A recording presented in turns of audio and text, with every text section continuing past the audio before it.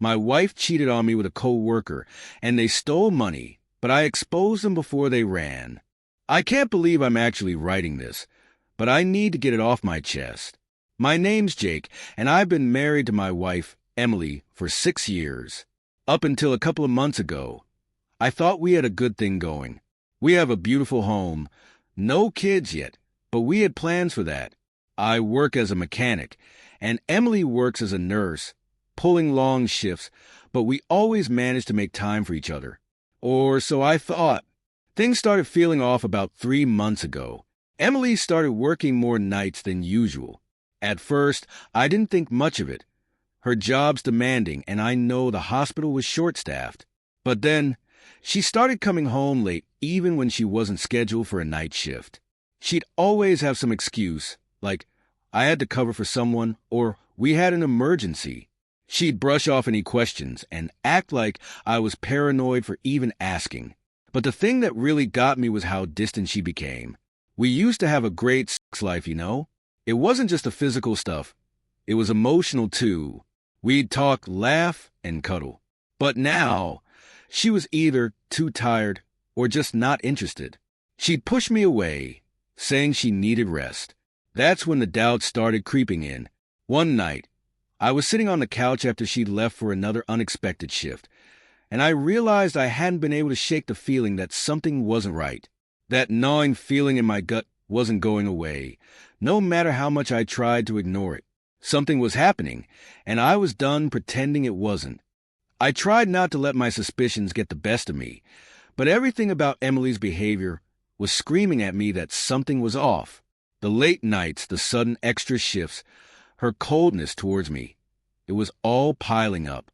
I kept telling myself I was being paranoid. After all, she was my wife. I trusted her, but the distance between us was growing, and I could feel it in my bones. One evening, she came home later than usual. Her hair was messy and she looked different. I asked her about it, and she snapped at me. Jake, not now. I'm exhausted. That's when I noticed she was wearing makeup, a lot more than she normally would for work. Nurses don't wear heavy makeup for a 12-hour shift at a hospital, do they? I asked her about it, trying to keep my tone casual. Why are you all dolled up for a shift? She rolled her eyes, like I was being ridiculous. I didn't have time to wash it off from earlier, she said. I wanted to believe her, but something wasn't adding up. She had started lying to me, or at least that's how it felt. And the worst part, she wasn't even trying that hard to cover it up. That night, I barely slept.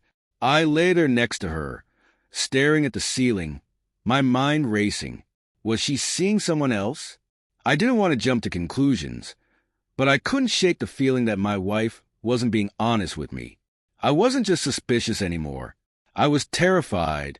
After that night, I couldn't shake the feeling that something was seriously wrong. It was like a knot in my stomach that just wouldn't go away. Emily had always been good at communicating with me, but lately, every conversation felt forced, like she was trying to avoid me.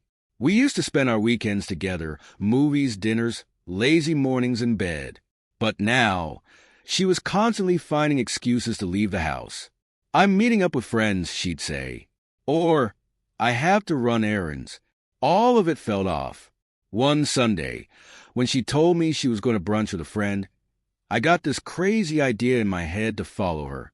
I'm not proud of it, but at that point, I was desperate for answers. I waited until she left, then grabbed my keys and drove a few blocks behind her.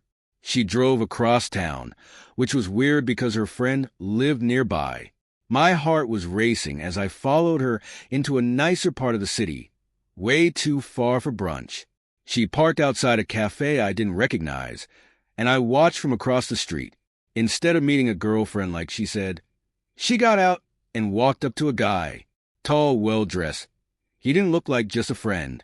I couldn't believe what I was seeing. My wife hugged him, then kissed him on the cheek. It was like a punch to the gut. I could feel my hands shaking as I gripped the steering wheel. I didn't even realize how much time had passed before they walked into the cafe together. I sat in the car, staring at the door they disappeared through, trying to process what the hell had just happened. My worst fears were coming true, and I was powerless to stop it. I wanted to storm in there, confront her, demand answers. But I couldn't. I couldn't face the truth, not yet. Instead, I drove home, my mind spinning. When she came back later that afternoon, she acted like everything was fine. She even brought me a coffee, like that would make up for what she had just done. The smell of it made me sick. I couldn't even look her in the eye. "How was brunch?" I asked, trying to keep my voice steady. "Good. We had a great time catching up," she replied with that same fake smile. It took everything in me not to scream at her right then. That night, I lay in bed next to her, pretending to be asleep, but inside I was dying. I was trapped in this nightmare, and I didn't know how to get out. The next few days were torture. Every time Emily left the house, my mind spiraled into a dark place. Was she going to see him again? How long had this been going on? I felt like I was suffocating, drowning in suspicion and doubt. But the worst part wasn't the idea that she was cheating. It was the fact that I didn't recognize the woman I had married. The Emily I knew would never do this. Or maybe I didn't know her at all. I started noticing other things. Little details that, in hindsight, should have been red flags. Her phone was always on silent, and she kept it face down on the table whenever we were together. She was glued to it, more than ever, always typing away, her face lighting up with small, secretive smiles. I asked her once who she was texting so much, and she just brushed me off, saying it was work stuff. But I wasn't an idiot. One night, I woke up around 2 a.m. to find her side of the bed empty. The bathroom light was on, and I could hear her talking quietly. At first, I thought maybe she was just on the phone with a coworker, but something about the tone in her voice made me sit up. I got out of bed and slowly crept towards the door, careful not to make any noise. As I got closer, I heard her say, "I miss you too." No! He doesn't suspect anything. My blood ran cold. Every muscle in my body tensed as I stood frozen by the door, listening to my wife whisper sweet words to another man. She sounded happy, giddy, even. It was like a knife twisting in my gut, and I couldn't move. I couldn't breathe. When she finally hung up, I scrambled back into bed, pretending to be asleep. She came out of the bathroom a minute later, slipped under the covers like nothing had happened, and drifted off to sleep as if she hadn't just confirmed everything I was dreading. I lay there in the dark, staring at the ceiling, my heart pounding in my chest. What the hell was I going to do? The next morning, I felt like a zombie. I couldn't look her in the eyes. Every time she spoke to me, all I could hear was her voice from the night before, telling him that I didn't suspect a thing. It was like she was mocking me, playing me for a fool. I wanted to confront her right then and there, but something inside me held back. Maybe I wasn't ready to face the truth yet, or maybe I needed more proof. I couldn't just accuse her without solid evidence. Not yet. So, I did the one thing I thought I'd never do. I started going through her things. I waited until she left for work that day, and as soon as the door closed behind her, I made my move. Her phone was locked, of course, but I knew where she kept her laptop. I opened it up, and sure enough, it was logged in. My hands shook as I navigated through her emails, her social media, looking for anything that would confirm what I already knew deep down. And then I found it. There it was, hidden in her messages, long threads with someone named Derek. My stomach twisted as I scrolled through the texts. They were casual at first, but then they got intimate. Photos, flirting, plans to meet up. Each message felt like a dagger to the chest, but I couldn't stop reading. I had to see just how deep this betrayal went. As I scrolled further back, my worst fears were confirmed. The affair had been going on for months, maybe longer. All the nights she said she was working late, all the times she'd been out with friends or too tired to be with me, it had all been a lie. She had been with him, and I'd been too blind to see it. I slammed the laptop shut, the weight of the truth crashing down on me like a ton of bricks. Emily was cheating. It was real. And now I had proof. I sat there, staring at the laptop, feeling like I had just been hit by a freight train. I had the proof now, but somehow that didn't make it easier. The reality of it, seeing those messages, reading how they joked, flirted, made plans, it was too much. It was like a nightmare I couldn't wake up from. Emily wasn't just some stranger on the internet who cheated. She was my wife, the woman I had shared my life with for years. And she had betrayed me with a man named Derek. I paced around the house, my mind racing. What now? Do I confront her right away? Do I wait for her to come home and throw the laptop in her face? The anger was boiling inside me, and every time I replayed those messages in my head, I felt like I might explode. But something stopped me from acting immediately. It was strange. I thought I'd be the kind of guy who would rage, who would confront her right away and demand answers. But instead, a part of me wanted to see how far she was willing to go with this lie. I wanted to watch her squirm, to see her keep up the act and pretend like everything was normal. And then I had a thought, a dark, twisted thought. What if I let her think I didn't know? What if I let her dig herself deeper into this mess? I wanted her to feel what I was feeling, to know what it's like to be played. If I confronted her now, she might break down, cry, apologize, make excuses. But if I waited, if I gave her enough rope, she'd hang herself. That night, when Emily came home, I acted like nothing had changed. I forced a smile, asked her how her day was, even made her dinner. It was hard, so hard. Every time she smiled at me, I could feel the bile rising in my throat. Every time she kissed me goodnight, I had to hold back from telling her I knew she was kissing another man. But I held my ground, determined to play the long game. Over the next few days, I kept a close eye on her. She was careful, but not careful enough. She started texting Derek more frequently, always when she thought I wasn't looking. And I let her. I let her think she was getting away with it. I watched as she made excuses to go out again. This time saying she had to help a friend with a family emergency. I knew exactly where she was going. So I followed her again. This time, she didn't go to a cafe. She drove to a hotel. My heart pounded as I parked across the street, watching her walk inside like it was no big deal, like it was just another day. She disappeared through the doors, and I sat there for what felt like an eternity, debating whether to go in after her. But I stayed put. I needed to see just how far she'd go. She came out 2 hours later, looking freshly showered, wearing a smug little smile on her face. It took everything in me not to get out of the car and scream at her right there in the parking lot. But I waited. I watched her drive away, her betrayal settling deeper into my bones with every passing minute.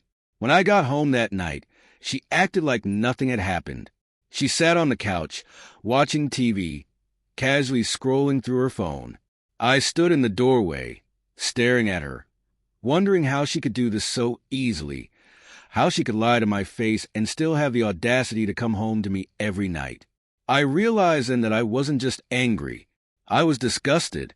That night, as she lay sleeping beside me, I knew things would never be the same. I couldn't live like this. I couldn't keep pretending everything was fine while she was sneaking around behind my back. I needed to confront her, but I needed to do it on my terms. And when I did, I was going to make sure she knew exactly what she had done to destroy our life together. The days became an unbearable blur. Emily continued her routine, pretending everything was fine. She'd kiss me goodbye before leaving for another shift, acting like nothing had changed. But every time she smiled at me, I felt like I was looking at a stranger. It was hard to breathe around her, knowing what I knew. I had the proof, her messages, the photos of her and Derek. It was all there, but for some reason, I couldn't confront her yet. Not until I saw it with my own eyes. One evening, she told me she'd be working late again. I could barely keep a straight face when she said it. "Don't wait up," she smiled, as if she wasn't going to meet the man she'd been betraying me with for months. I nodded, watching her walk out the door, my heart pounding in my chest. This time, I wouldn't just wait at home, drowning in doubt. I grabbed my keys and followed her. I trailed her car at a distance, my pulse quickening with every turn. She wasn't heading to the hospital. She never was. Instead, she drove across town, pulling into the same hotel parking lot I'd seen her at before. I parked a few spaces away, watching as she casually walked inside. My stomach twisted in knots as I realized how natural this was for her. She wasn't nervous. She wasn't looking over her shoulder. She felt safe in her lie. I sat in the car, trying to calm my racing mind. My fists were clenched so tightly my knuckles turned white. I didn't know if I was ready to see what came next, but I couldn't turn back now. I had to know, had to see it for myself. It wasn't long before the door to the hotel opened again. Emily came out, but she wasn't alone. Derek was with her, walking close beside her, his hand brushing against her arm as they laughed about something I couldn't hear. It was like watching a scene from a movie, something I never thought I'd be forced to witness in my own life. The woman I loved, the woman I had built a life with, smiling and carefree with another man. I sat frozen, my eyes locked on them. The anger inside me was boiling over, but I stayed quiet, watching as they stood there, oblivious to me. I didn't know whether to scream or break down. This wasn't just some suspicion anymore. This was real. My wife was standing in front of me, openly enjoying the company of another man. I couldn't take it any longer. I opened the car door and stepped out, walking slowly toward them. Each step felt heavier than the last. I was close enough now that they should have noticed me, but they were too caught up in each other to even glance my way. Emily looked up first, her eyes meeting mine. The instant she saw me, her expression changed. The smile fell from her face, replaced by sheer shock. She froze in place, her body stiffening as she realized what was happening. Derek turned to look at me, confused at first, but quickly understanding what he'd just walked into. We stood there in a heavy silence. My heart was pounding, but my mind was strangely calm. I watched her, waiting for her to say something, anything, but she just stood there, staring at me, her mouth opening and closing like she didn't know where to begin. Finally, after what felt like an eternity, she whispered, "Jake, I can explain." But I didn't want to hear it. I didn't need her excuses. I had seen enough. We stood there in that hotel parking lot, the three of us, me, Emily, and Derek, trapped in the weight of what was happening. Emily looked like she had seen a ghost, her face pale and her mouth open, trying to find the right words. Derek was standing beside her, awkwardly shifting on his feet, clearly wishing he could disappear. My heart was pounding, but my mind felt strangely calm, almost detached, as if I had already prepared for this moment. Emily finally spoke, her voice barely more than a whisper. "Jake, it's not what it looks like." I almost laughed. I had seen enough. I had read every text, followed every excuse. I knew exactly what it was. For months, she'd been sneaking around behind my back, thinking she could keep up the act forever. I stood there, staring at her, waiting for her to say something that would make it all make sense. But nothing she said could change what I had seen.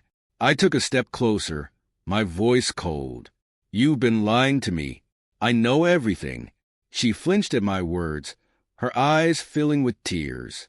She started to mumble something about how it wasn't serious, how she didn't mean for this to happen. But it was all just noise to me.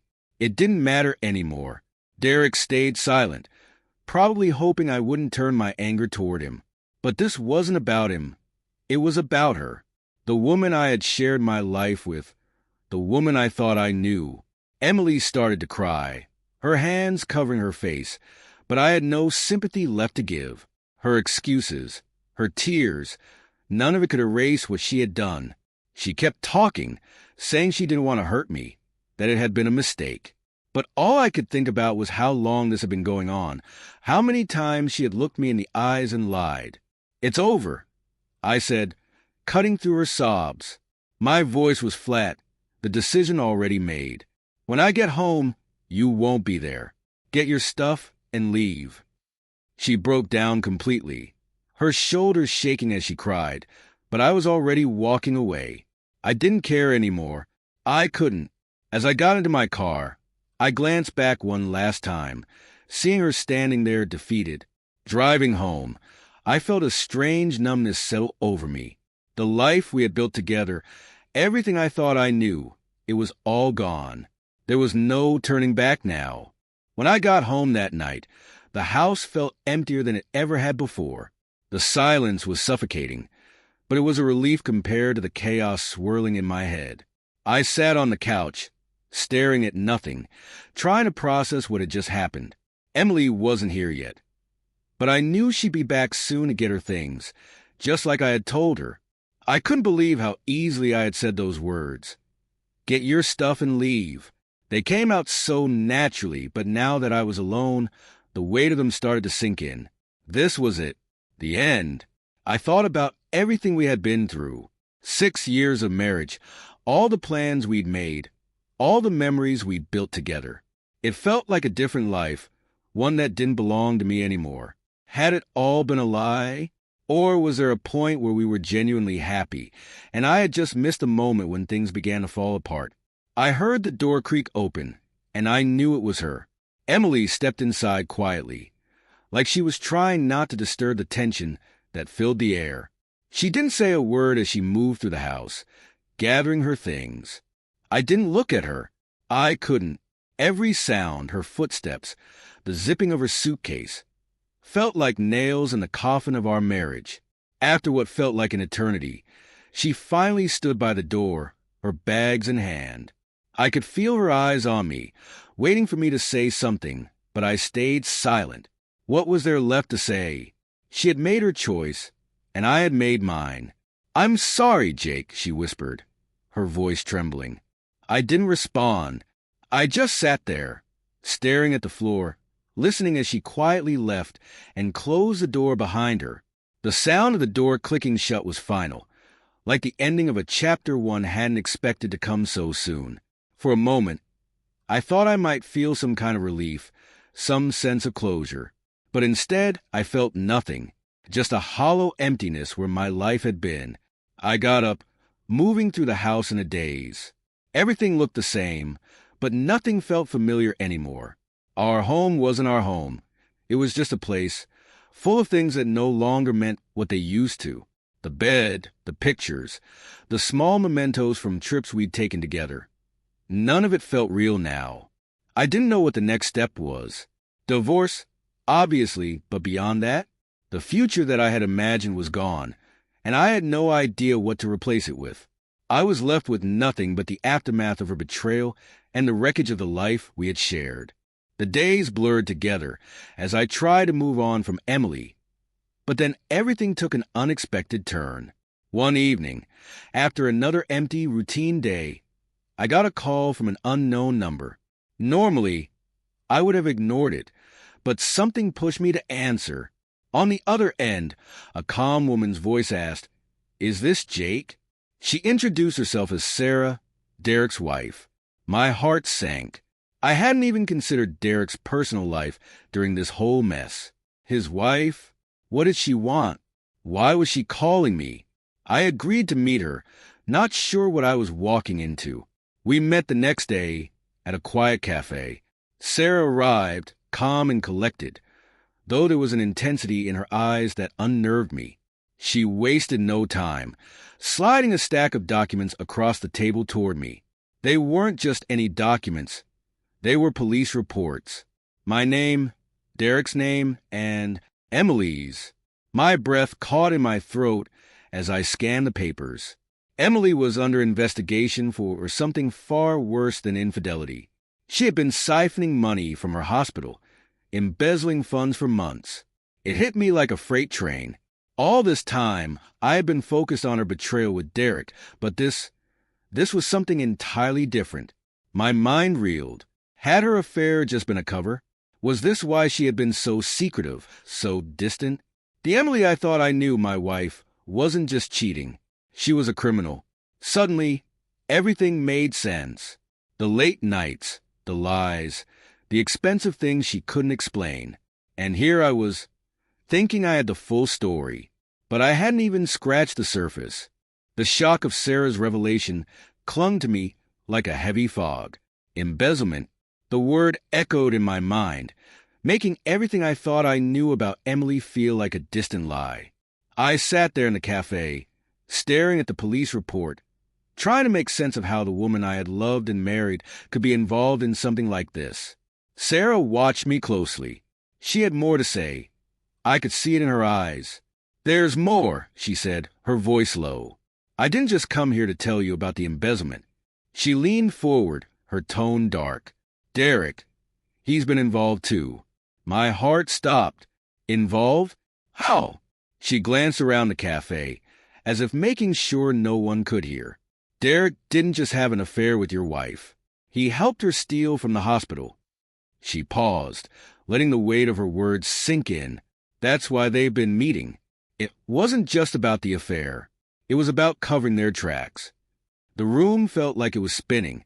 Derek was part of it too? I couldn't believe it, but at the same time, it explained so much. The secrecy, the late-night meetings. They weren't just sneaking around for sex. They were working together, stealing money, and now it was all unraveling. "How do you know this?" I asked, my voice barely steady. Sarah reached into her bag again, pulling out more papers, bank statements, emails between Derek and Emily, even text messages that made my stomach turn. They were talking about transfers, accounts, and how to keep everything hidden. It was all there, right in front of me. The affair was just the tip of the iceberg. I found these when I confronted Derek. He tried to deny it at first, but I saw the emails. Emily's name came up more than once, she explained, her expression grim. He's been using offshore accounts to launder the money they stole. They've been building the scheme for months. I didn't know what to say. It was worse than I could have imagined. Emily hadn't just betrayed me with another man. She had turned into someone I didn't recognize. A liar, a thief. The woman I had loved was gone. Sarah's voice broke through my spiraling thoughts. "Jake, we have to do something about this. I know you're just as hurt as I am, but they can't get away with this." I nodded slowly, my mind still reeling. What was I supposed to do? I had gone from being the victim of infidelity to being dragged into a criminal conspiracy I knew nothing about. But one thing was clear, this wasn't over. Not even close. I drove home in a daze, Sarah's words ringing in my ears. Embezzlement, fraud. Derek and Emily had been working together, and their affair had only been a part of the deception. I couldn't wrap my head around it. The betrayal had already cut deep. But this was something darker, something I couldn't have imagined in my worst nightmares.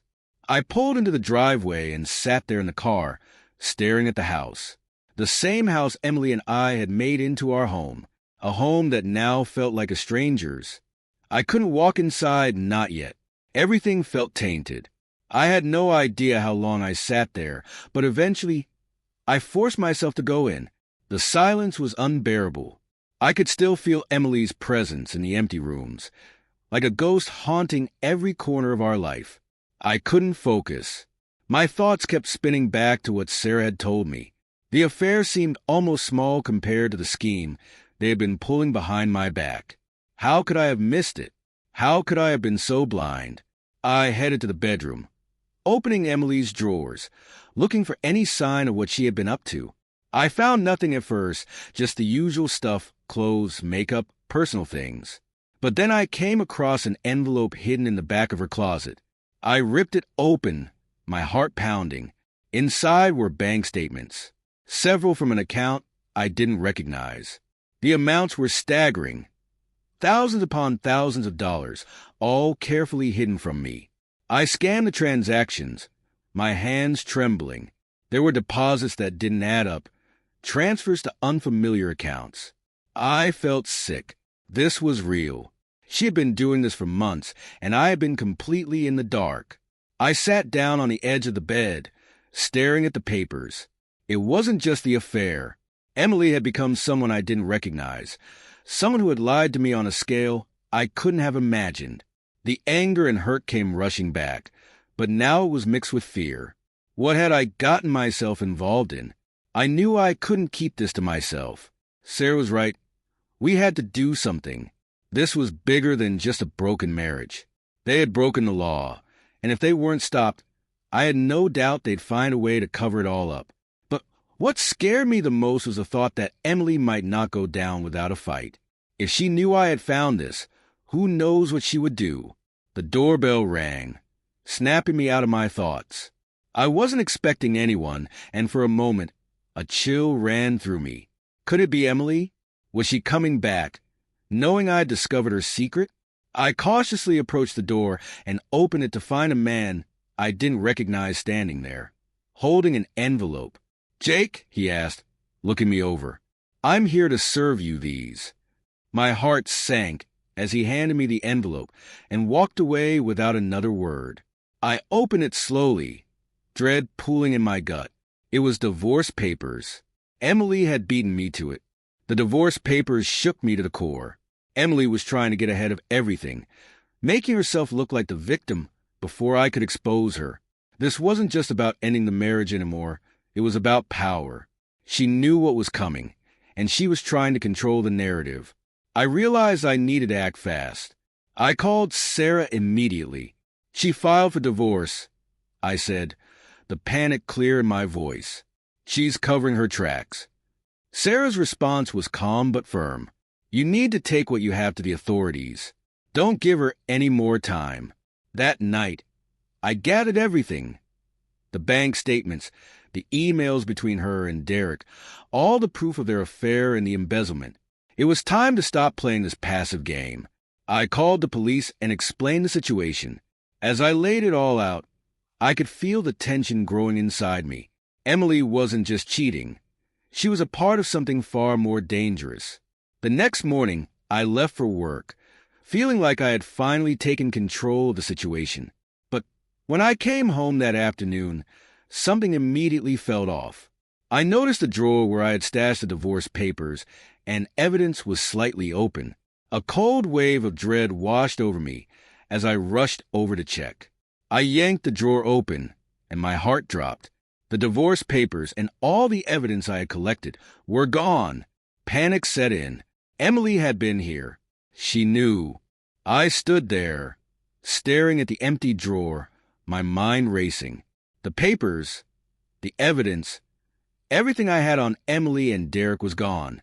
My heart pounded as the realization hit me. Emily had been here. She must have known I was getting closer to the truth, and now she was trying to erase it all. I immediately checked the rest of the house, frantic, but there were no other signs of disturbance. It was like she had slipped in, taken what she needed, and vanished without a trace. My phone buzzed in my pocket, and I snatched it up, half expecting it to be Emily. It wasn't. It was Sarah. "Jake, are you okay?" she asked, her voice tense. "I've been trying to reach you." "She took everything," I muttered, barely able to get the words out. "The divorce papers, the evidence, everything is gone." There was a pause on the line before Sarah responded, her voice cold and determined. "She knows we're on to her. She's going to run." I sat down, the weight of the situation crashing down on me. Emily was making her move, and I had been too slow. I couldn't believe how far she was willing to go to protect herself. The Emily I thought I knew was gone, replaced by someone who would stop at nothing to cover her tracks. "We need to act fast," Sarah continued, pulling me back to the moment. "You still have time.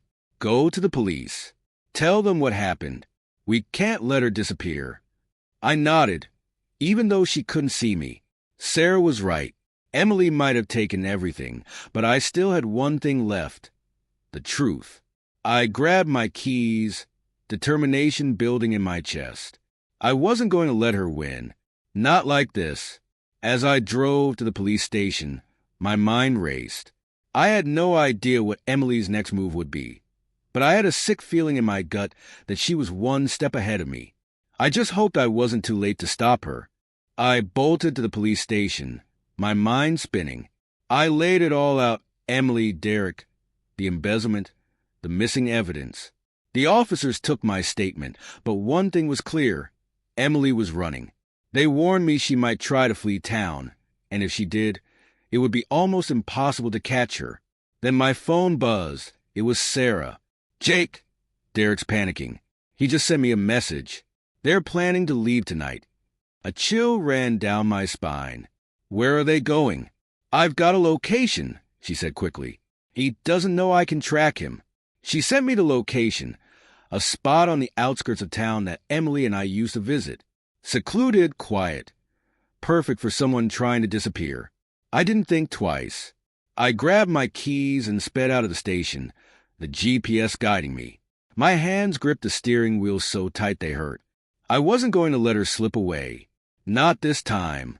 I drove like a madman, the GPS guiding me through the empty streets toward the outskirts of town. My mind raced faster than the car, adrenaline coursing through me. The closer I got, the more I realized this was it. Everything was about to come crashing down. As I pulled up to the location, I saw it. Emily's car, parked at the edge of a rundown motel. My heart pounded in my chest as I scanned the area. I spotted them, Emily and Derek, standing near the car, bags in hand. They were preparing to leave, to vanish before the authorities could catch them. For a second, I hesitated, watching them from a distance. Emily didn't look like the woman I had once loved. She looked desperate, scared. This was the real her, the one who had lied, cheated, and stolen, not just from me, but from her job, from everyone. I got out of the car, the crunch of gravel under my feet catching their attention. Emily's eyes widened when she saw me. Derek froze, like a deer caught in headlights. "You're not going anywhere," I said, my voice steady despite the fury inside me. Emily looked terrified. "Jake, please, it's not what you think." "Save it," I snapped. "I've already been to the police. They know everything." Her face crumbled as the weight of her lies finally collapsed around her. She tried to say something, but I didn't care. I was done listening. I turned and walked back to my car, leaving them to face the consequences they had brought on themselves. As I drove away, the realization hit me. I was free. The lies, the betrayal, the fear, it was over. Emily's life was unraveling, but mine? I was finally starting over,